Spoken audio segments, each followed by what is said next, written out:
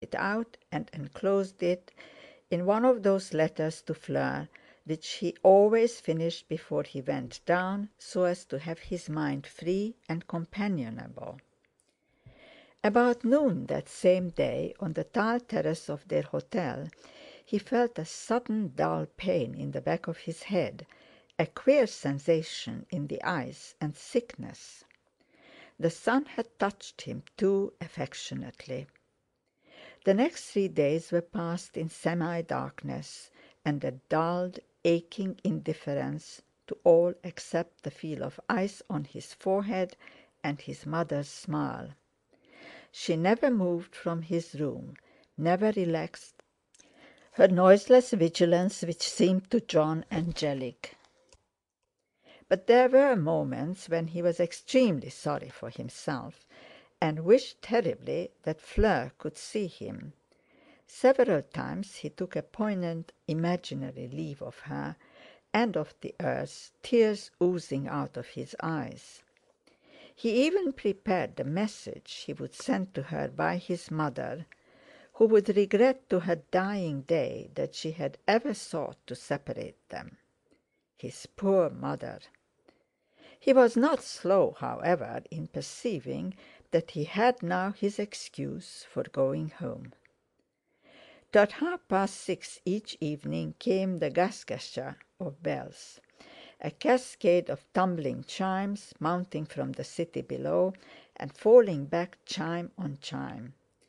After listening to them on the 4th day, he said suddenly, "I'd like to be back in England, Mum. The sun is too hot." "Very well, darling, as soon as you are fit to travel." And at once he felt better and meaner. They had been out 5 weeks when they turned toward home. Jon's head was restored to its pristine clarity, but he was confined to a hat lined by his mother with many layers of orange and green silk, and he still walked from choice in the shade. As the long struggle of discretion between them drew to its close, he wondered more and more whether she could see his eagerness to get back to that which she had brought him away from. Condemned by Spanish Providence to spend the day in Madrid between their trains, it was but natural to go again to the Prado. Jon was elaborately casual this time before his Goya girl. Now that he was going back to her, he could afford a lesser scrutiny. It was his mother who lingered before the picture, saying, "The face and the figure of the girl are exquisite." Jon heard her uneasily. Did she understand? But he felt once more that he was no match for her in self-control and subtlety.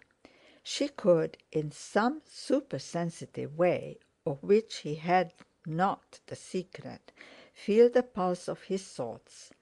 She knew by instinct what he hoped and feared and wished. It made him terribly uncomfortable and guilty, having beyond most boys a conscience. He wished she would be frank with him.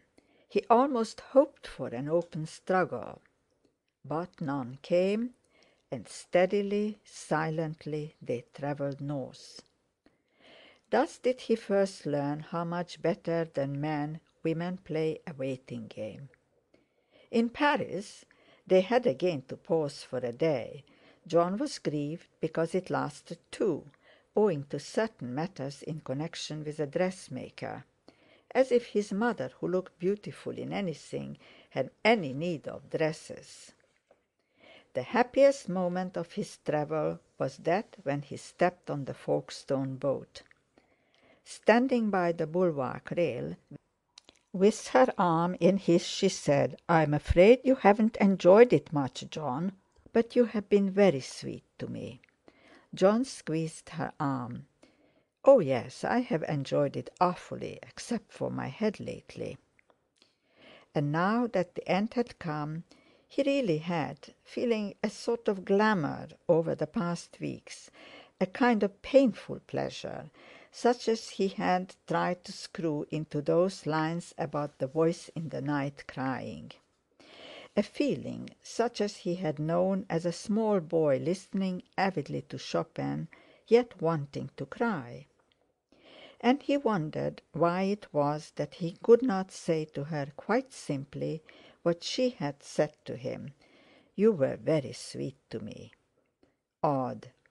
One never could be nice and natural like that. He substituted the words. "I expect we shall be sick."